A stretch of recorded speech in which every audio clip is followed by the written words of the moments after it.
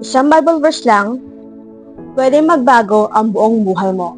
Watch till the end. Nagtatrabaho ka, may sweldo, di ba? Pero alam mo ba, kaibigan, may bayad din ng kasalanan.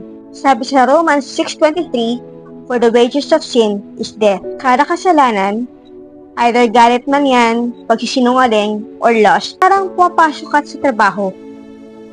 Ang sweldo, kamatayan. Pero, may good news. The gift of God is eternal life. Through Jesus Christ, our Lord. Hindi mo kailangang bayaran. Regalo to ng Diyos. Ready ka nang talikuran ang iyong kasalanan at tanggapin ang regalo ng Diyos, kaibigan.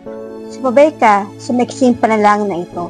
Panginoong Hesus, naniniwala akong namatay at nabuhay kang muli para sa akin.